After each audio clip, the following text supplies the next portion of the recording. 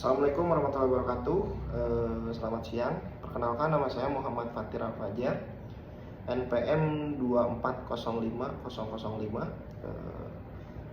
Program Studi Manajemen, Fakultas Ekonomi dan Bisnis, Universitas Widya Tama. Pada kesempatan kali ini saya akan mempresentasikan mengenai tugas mata kuliah umum Bahasa Indonesia dengan judul Pengaruh Promosi dan Persepsi Harga Terhadap Minat Beli Suzuki R3 di Jawa Barat. Oke, langsung aja ya. Oke, untuk yang pertama kita masuk ke latar belakang. Nah, jadi yang melatar belakangi saya melakukan penelitian ini adalah karena adanya data penjualan Suzuki R3 5 tahun ke belakang. Jadi dari tahun 2020 sampai 2025 yang terus mengalami penurunan. Nah, sedangkan si Suzuki R3 ini padahal telah melakukan promosi, antara lain promosi yang dilakukannya ini adalah promosi digital, pameran otomotif, dan personal selling.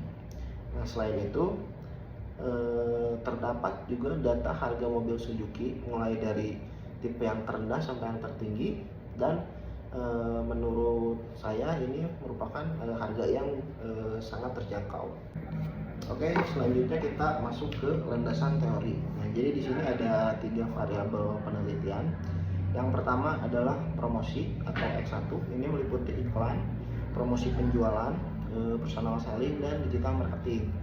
Untuk variabel X2-nya ini adalah persepsi harga. Nah, persepsi harga ini meliputi keterjangkauan, kesesuaian kualitas, dan daya saing harga. Nah, untuk variabel Y-nya ini adalah minat beli, meliputi keinginan pembeli, preferensi, rekomendasi, dan pencarian informasi.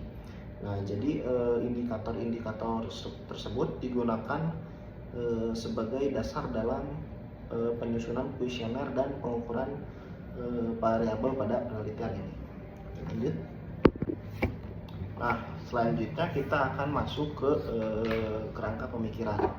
Nah, jadi pada penelitian ini terdapat 2 variabel independen, yaitu promosi atau X1 dan harga jual atau X2, yang diduga mempengaruhi minat beli atau Y sebagai variabel dependen.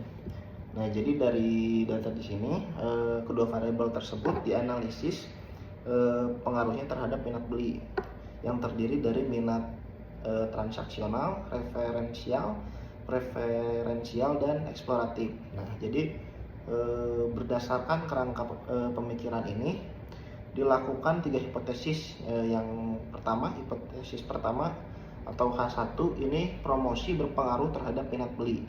Untuk hipotesis 2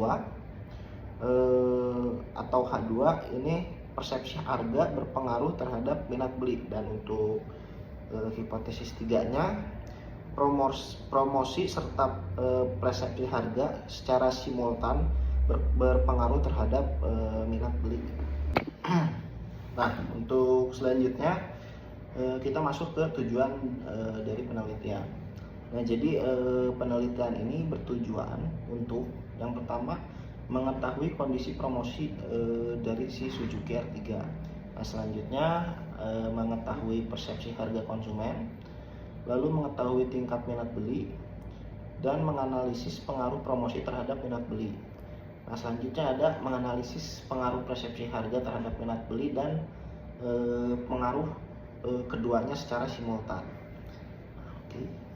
Kita masuk ke metode penelitian. Nah, jadi penelitian ini menggunakan metode kuantitatif dengan pendekatan deskriptif dan verifikatif. Nah, jadi pendekatan deskriptif ini digunakan untuk menggambarkan kondisi variabel penelitian, sedangkan untuk pendekatan verifikatifnya ini digunakan untuk menguji hipotesis yang telah dirumuskan. Nah, jadi objek penelitiannya ini meliputi promosi, persepsi harga, dan minat beli. Nah, dengan pengumpulan data menggunakan kuesioner yang disebarkan kepada responden yang memenuhi kriteria untuk diteliti. Nah, selanjutnya kita masuk ke teknik analisis data. Nah, jadi penelitian ini digunakan beberapa pengujian statistik. Yang pertama ada uji validitas dan uji reliabilitas. Pengujian ini dilakukan untuk memastikan bahwa si kuesioner yang digunakan ini adalah valid dan konsisten.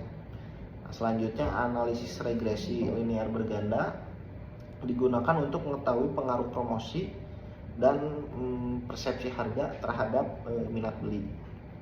Nah, selanjutnya ada uji T, uji F, dan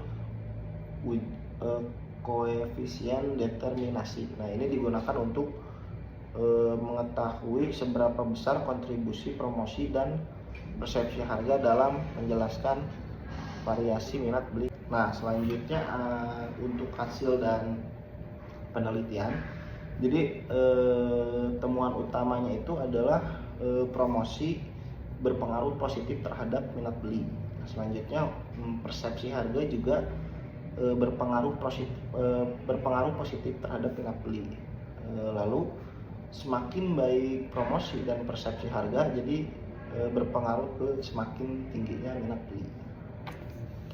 Untuk masuk ke pembahasan, jadi mengapa promosi ini berpengaruh? Karena meningkatkan perhatian konsumen yang pertama. Selanjutnya menambah informasi produk dan membentuk ketertarikan. Selanjutnya untuk harga, mengapa harga berpengaruh? Ini karena harga ini dianggap terjangkau, sesuai kualitas kendaraan dan kompetitif dibanding pesaing. Nah, selanjutnya untuk kebaruan penelitian. Jadi penelitian ini memiliki kebaruan karena secara khusus berfokus kepada konsumen Suzuki R3 di Jawa Barat. Nah, jadi ini menggabungkan strategi promosi digital dan promosi langsung dalam satu model penelitian, serta mengkaji perilaku konsumen yang aktif mencari informasi kendaraan melalui media digital sebelum melakukan pembelian. Nah, dengan demikian perhatian ini memberikan gambaran yang lebih relevan terhadap perilaku konsumen otomotif saat ini. Oke, kita masuk ke kesimpulan. Jadi intisari penelitian ini, promosi berpengaruh positif terhadap minat beli, persepsi harga juga berpengaruh positif terhadap minat beli, dan kedua variabel tersebut bersama-sama meningkatkan minat beli Suzuki R3. Nah, jadi semakin baik promosi yang dilakukan dan semakin positif persepsi harga konsumen terhadap Suzuki, maka semakin tinggi juga minat beli dari konsumen terhadap kendaraan Suzuki R3. Nah, jadi untuk pendapat peneliti, promosi digital yang tepat sasaran dan harga yang kompetitif ini menjadi faktor penting dalam peningkatan dari minat beli konsumen. Oke, untuk yang terakhir ini ada rekomendasi. Yang pertama ini ada rekomendasi untuk perusahaan. Nah, untuk perusahaan ini jadi rekomendasinya untuk meningkatkan promosi digital, selanjutnya optimalkan media sosial, dan pertahankan harga yang kompetitif.